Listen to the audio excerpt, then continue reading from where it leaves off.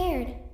All I wanted to do was play with you. Siapa yang dekat sini nak beli phone tapi tak cukup cash? Korang kena follow IG Pastelcy sebab Pastelcy ada menawarkan package ansuran tak kira iPhone ataupun Android. Apa? Korang ingat peti ais je ke boleh bayar secara ansuran? Handphone pun boleh lah. Apa yang bestnya kalau korang beli phone dekat Pastelcy? First, ansuran dia sangat mudah. Tak perlukan dokumen, tak payah slip gaji dan tak ada interest. Dah lah senang. Lepas tu diorang bagi free gift yang gempak-gempak pula tu. Contohnya, AirPod, wireless power bank, smartwatch dan macam-macam lagi. So, tunggu apa lagi guys? Jom join ansuran dengan Pastelcy sebab diorang tengah buang harga kau-kau. Kamu dah letak link IG Pastelcy dekat description box below. So kalau korang nak beli, just click the link. Bye! Hai and Assalamualaikum semua orang. Hi and Assalamualaikum semua orang. Kabar Nasim here. I hope you're in a good mood today because it's a good day to have a good day. Tada, kita mencuba mic baru guys. Sudah tiba masanya kamu improve this channel.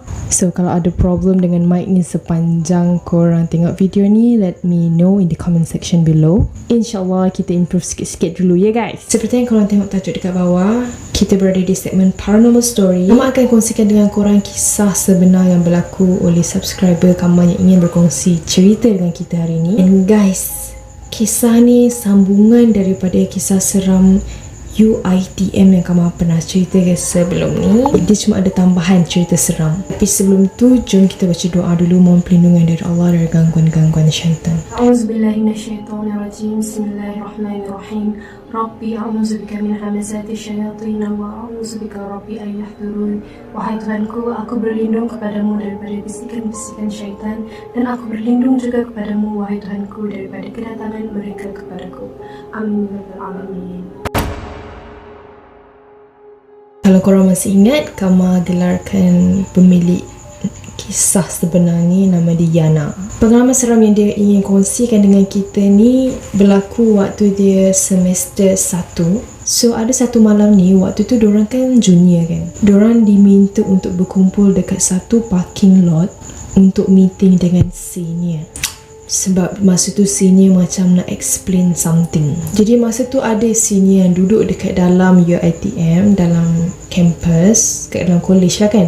Dan ada juga beberapa senior yang duduk dekat luar, means dekat rumah sewa, tapi still dekat-dekat lah dengan UiTM. Jadi malam tu, waktu diorang tengah dengar senior tengah bercakap dekat depan, ada beberapa senior yang baru sampai, senior yang duduk dekat rumah sewa tu. Diorang baru sampai dan waktu tu pukul 10 malam. Masa dia sampai tu, tiba-tiba angin kuat sangat, kencang.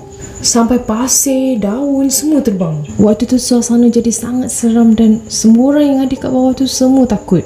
Tapi sebenarnya Yana ni dah perasan awal lagi tau, sebelum angin kuat tu datang. Waktu diorang tengah berkumpul, Yana perasan ada suara perempuan tengah menangis kat belakang dia. Kan diorang tengah duduk beratur kan, selang dalam 2-3 orang kat belakang dia. Suara menangis tu macam sayup-sayup je, tapi ada dengar suara perempuan lain juga macam pujuk. Weh, kau kenapa ni menangis? Weh, jangan menangis. So dia berdek je lah, ingat kan homesick ke apa benda kan. Beberapa minit lepas tu, perempuan yang menangis tadi tu terus menjerit. Menjerit macam kena histeria. Kita namakan perempuan tu Shasha. Dah perempuan menjerit macam tu malam-malam, korang expect apa? Mestilah semua orang kat situ pun terkejut kan. Diorang terkejut, diorang pun menjerit. So diorang bangun nak lari lah. Lepas tu senior marah kan. Senior kata jangan buat macam tu. Korang bangun, jalan, jangan pandang kiri kanan belakang, jangan lari, jalan sambil selawat. So masa diorang nak jalan sama-sama, diorang nak jalan tu, adalah student-student yang dari sekolah agama. Diorang iringkan Shasha yang kena histeria tadi tu. Dan ada juga seorang lelaki yang diorang minta tolong juga. Baca Al-Fatihah tak putus-putus. Tiba-tiba Shasha yang macam kena rasuk tu, dia cakap, "Hey, diamlah, aku bunuh budak ni kang." Dia cakap macam tu dekat budak lelaki tu. Time tu Yana dengan kawan-kawan dia semua pegang tangan kuat-kuat, jalan sama-sama. Malam-malam kot. Esoknya tu ada budak buka cerita guys. Sebenarnya masa sini yang duduk dekat rumah sewa tu, waktu diorang datang, dia lalu dekat Tasik, dekat dalam UiTM tu, which is memang kena tempuh pun, memang kena lalu pun dekat Tasik tu kalau nak masuk UiTM. Sebab Tasik tu betul-betul dekat depan pintu utama. Dan masa dia masuk tu ada benda ikut dari Tasik tu. And rupanya tasik tu memang ada banyak cerita yang jadi waktu malam-malam. And Yana ni pernah dengar juga ada student luar yang naik Grab. Masa abang Grab tu hantar student tu balik, radio yang dia tengah dengar lagu dalam kereta tu tiba-tiba rosak. Macam hilang line. Tapi abang Grab tu dia buat dek je sebab dia kata dia dah biasa. Begitu juga dengan senior UiTM dekat situ. Sebab tu bahayalah kalau kita keluar masuk malam-malam. Sama je dekat rumah pun kita tak nampak benda tu kan, kalau kita selalu keluar malam-malam. Lepas tu bila balik masuk dalam rumah, tak baca doa, tak basuh kaki, tak ambil wudu, tak solat, benda tu ikut. Okay, next cerita daripada Yana juga. Tapi cerita ni berlaku dekat rumah dia sendiri yang baru-baru berlaku 2021 guys. Masa ni dah pukul 12 malam. Ayah Yana ni jenis yang suka lepak dengan kawan-kawan dia sampai 1-2 pagi. Tapi lepak dengan jiran-jiran je lah. Masa tu Yana dalam bilik.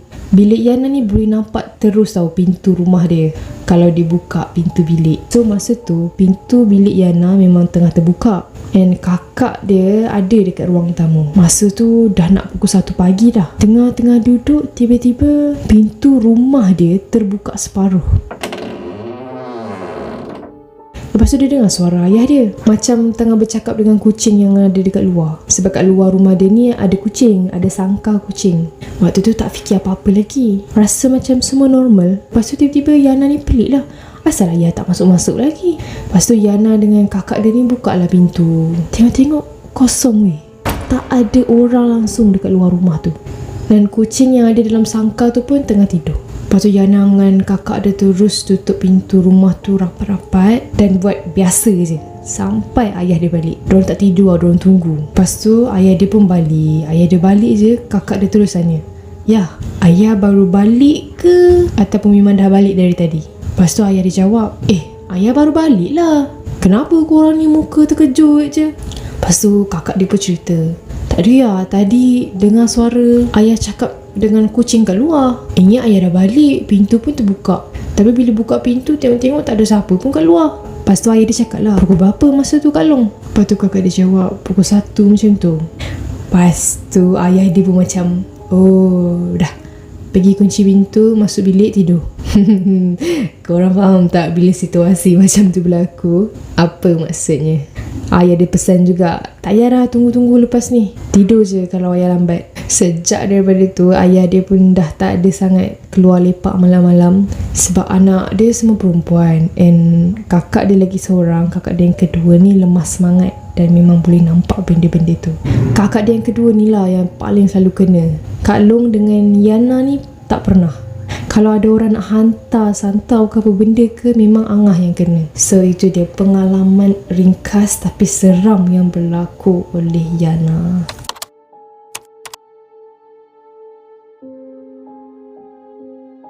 Dan cerita ni guys memang sangat-sangat seram. Kama memang tunggu timing je nak cerita tau. Sebab Kama baca title dia je pun Kama dah macam, ini kena ada masa yang sesuai untuk baca. Kawan kita ni dia kongsikan kisah ni melalui email. Dan again kisah ni dari UiTM. Tapi pemilik kisah ni minta rahsiakan UiTM campus mana.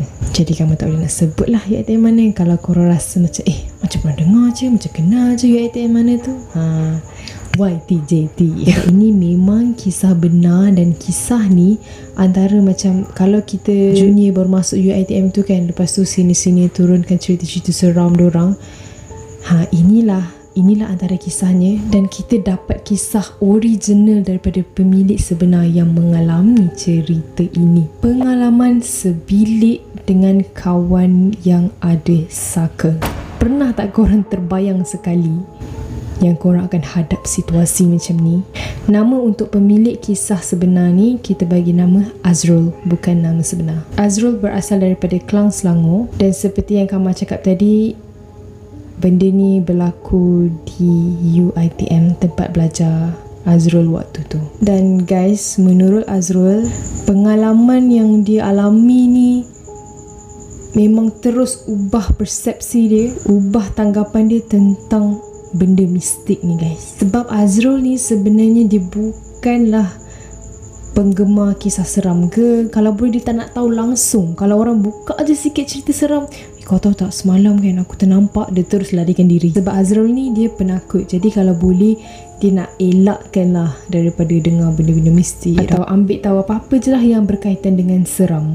Tapi pada tahun 2006 semua tu berubah bila dia mengalami satu situasi yang dia tak pernah terlintas, tak pernah terfikir pun akan berlaku, iaitu satu bilik dengan kawan yang membela saka. Dia hadap satu semester ni dengan penuh perit guys. Dan kisah daripada Azrul ni kita akan dengar dalam beberapa episod. Jadi episod yang pertama dia akan ceritakan antara kisah yang terawal yang dia pernah lalui dekat UiTM tersebut, iaitu masa 2 minggu awal orientasi. Awal-awal masuk dah kena bapak seram tu. Belum nak masuk U, Kamar spesifikkan dekat UiTM lah sebab Kamar UiTM. Kalau U lain Kamar tak tahu, biasanya UiTM dia akan buat orientasi dulu ataupun MDS, Minggu Destinasi Siswa. Orientasi ni untuk bagi pelajar-pelajar baru semester 1, kita panggil junior lah kan, untuk masuk dalam kampus, tengok keliling. Dan biasanya orientasi ni diadakan selama 4 minggu, depends on campus lah. Dan sebenarnya siapa pelajar lelaki yang duduk dekat hostel tahun 2006, dia mesti tahu kes ni sebab kes ni antara kes yang kecoh dekat UiTM tu. Okay, nama kawan Azrul, which is roommate dia ni, adalah Amir, bukan nama sebenar. Amir ni dia ada saka keturunan tau. Mungkin dia terima saka ni melalui atuk dia. Sebab Amir ni dia pernah cerita atuk dia meninggal dunia masa dia umur 5 tahun. Dan dia pernah mimpi dia terima barang dari seseorang yang dia tak kenal langsung.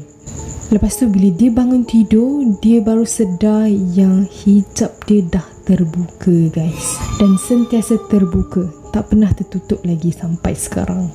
Kamu pernah dengar juga orang yang terima saka ni kan, melalui saka keturunan lah. Biasanya diorang akan mimpi diorang terima barang, kadang-kadang mimpi atuk atau nenek diorang yang dah meninggal. Okay, jadi kita mula dengan malam kedua masa diorang tengah orientasi dekat UiTM tu. So malam tu diorang kenalah berkumpul, berhimpun dekat bawah blok. Sebab waktu tu ada sesi taklimat dengan pengenalan pasal bangunan-bangunan yang ada dekat dalam hostel tu. Waktu tu memang ramai yang tengah duduk bersila dekat atas lantai tau. Dan diorang beratur ikut aras ataupun tingkat dekat dalam hostel tu. So masa taklimat tu tengah berlangsung, lebih kurang dah setengah jam macam tu, tiba-tiba diorang terdengar ada satu bunyi kepala terhentak dengan sangat-sangat kuat. Bunyi tu macam kepala terhentak dekat atas simen lantai tu tau. Masa tu semua yang tengah berkumpul tu dengar bunyi tu. Lepas tu Azrul pun tolehlah kiri kanan nak tengok apa benda yang jatuh tu, sebab bunyi tu sangat-sangat rasa dekat dengan Azrul. Dan Azrul dapat rasakan gegaran dekat lantai waktu terdengar bunyi hempasan tu.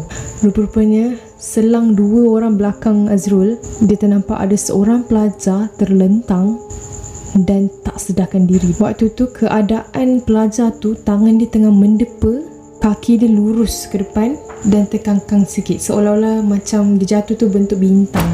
Dan waktu dia tak sedarkan diri tu, bukan mata dia tutup, mata dia terbuka luas, pandang atas korang, dengan nampak urat-urat mata, urat-urat dekat kepala ni timbul, dan mulut dia terkumat-kamit membaca sesuatu. Tapi tak ada seorang pun yang faham apa yang pelajar tu cuba nak cakap. Oh, bunga api guys, esok nak raya guys. Lepas tu adalah member kat tepi tu cuba nak bangunkan dia kan, tapi tangan dia macam tepis-tepis. Orang ingat kan dia memang pengsan, terkejut ke macam tu. Tiba-tiba dia tepis-tepis tangan orang yang nak tolong dia. Lepas tu pelajar yang terlentang tadi tu, dia bangun slow-slow dengan sangat tenang, diam, macam orang yang baru bangun tidur guys. Dia bangun, lepas tu duduk balik bersila dengan sangat tenang. Tiba-tiba guys, dia gunakan jari telunjuk dia ni, dia lukis bulatan dekat sekeliling tempat yang dia duduk tu. Dia lukis bulatan sambil dia baca sesuatu. Tapi bacaan dia tu sangat kuat, malang ni tak ada siapa yang faham apa benda yang dia baca ni. Nak katakan ayat Al-Quran, bukan, tak ada siapa yang faham. Lepas dia dah selesai lukis bulatan 360 darjah dekat sekeliling dia, dia buat tangan dia macam ni pula guys, macam nak menyembah. Kepala dia mendongak dekat atas, dia pejamkan mata dia. Lepas tu dia baca mentera guys. Dia baca mentera tu sangat kuat, tak ada siapa pun faham.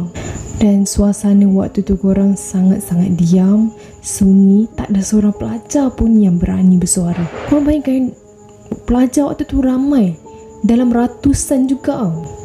Tapi semua senyap, tak ada siapa pun yang berani bersuara, bangun, menjerit. Seolah-olah waktu tu semua orang mata terpukau tengok budak tu. Dan korang tahu tak budak tu siapa sebenarnya? Amir, kawan dia tadi tu. Lepas dia baca mentera tu, dia buka mata, dia letakkan tangan dia dekat atas lutut kanan dan letak tangan kiri dia dekat atas lutut kiri, seolah-olah macam pawang atau bumuh, yang macam dalam filem tu, macam ni tu. Masa tengah sunyi, waktu tu semua orang tengah tengok Amir ni buat apa. Semua orang macam tertunggu-tunggu, apa next, apa yang dia akan buat next, macam tu. Tiba-tiba Amir senyum. Dia senyum, dia pandang je semua orang yang tengah tengok dia.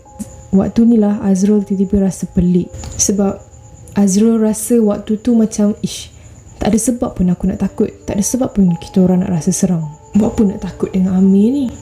Tapi tak tahu kenapa, memang waktu tengok je Amir tu, memang rasa seram dia lain macam guys. Semua orang kaku. Sebenarnya ini bukanlah kali pertama bagi Azrul untuk tengok keadaan yang macam kerasukan macam ni, histeria. Sebab dulu waktu dia tengah tunggu result SPM dekat sekolah menengah dia selalu ikut sesi ruqyah dari cikgu silat dia. So kalau kena rasuk ni dia tahulah sikit-sikit macam mana nak tahu jin yang ada dalam badan orang tu bila dia tunjukkan karakter dia dalam badan manusia. Tapi kali ni bagi Azrul agak berbeza. No, sangat-sangat berbeza. Dalam banyak-banyak orang yang kena rasuk ataupun histeria yang dia pernah lalui, yang dia pernah nampak, kali ni yang Amir ni, dia sendiri rasa takut bila tengok. Padahal waktu tu Amir hanya senyum pandang dia guys. Korang bayangkan orang-orang yang dia pernah tengok kena rasuk, menjerit, karakter berubah macam tu kan, itu lagi menyeramkan kan. Tapi Amir ni dia senyum sinis je. Bulu roma memang tegak guys, siapa yang ada dekat situ waktu tu. Walaupun wajah Amir tu waktu tu hanya senyum, tapi semua orang tahu sebenarnya senyuman Amir tu dia nak tunjukkan rasa puas bila semua orang hanya diam dan tak ada siapa pun yang berani menghalang atau cuba untuk sedarkan Amir ni. So nasib baik Amir tak bertindak agresif. Lepas tu datang Ustaz turun, lepas tu pergi dekat Amir. Belum sempat Ustaz sampai betul-betul depan Amir ni terus berubah karakter, terus jadi marah. Dan dia cuba untuk cabar Ustaz ni.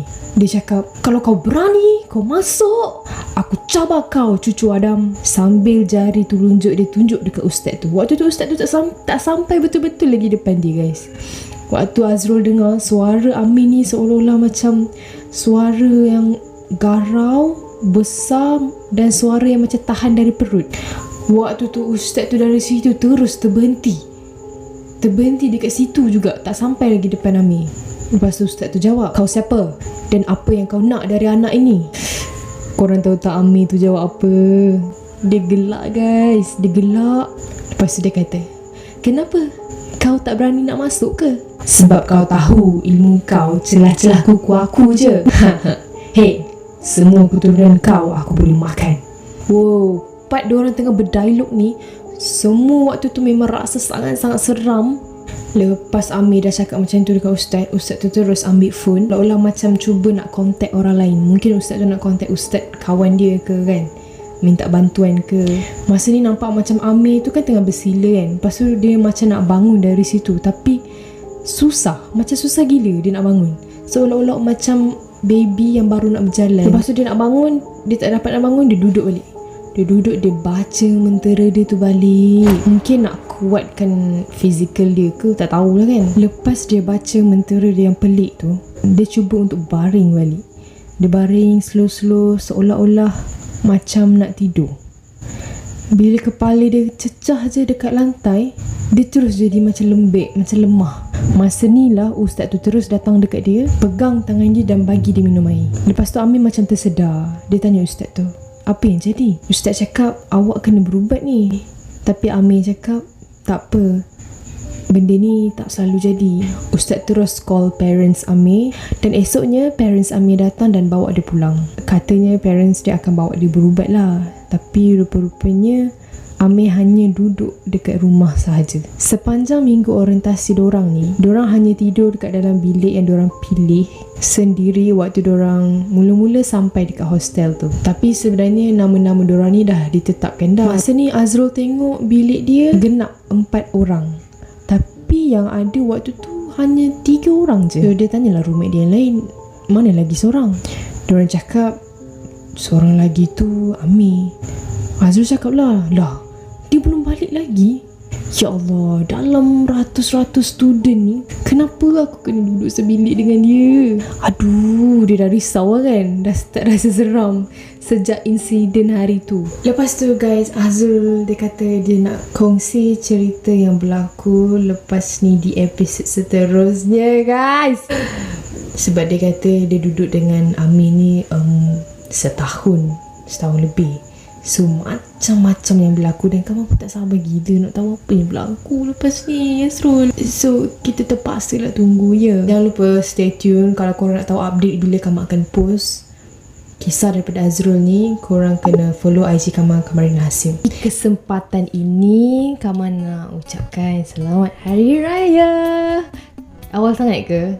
Mungkin korang akan tengok video ni sehari sebelum raya, dan sama-samalah kita doa supaya kita dijauhkan dengan perbuatan-perbuatan yang mensyirikkan Allah. Jadi itu saja untuk video kali ni. Thank you so much yang dah tengok video sampai habis. For those who are new in my channel, don't forget to hit the subscribe button below and turn on the notification bell so that you will not miss any video that I post. See you in my next video. Bye!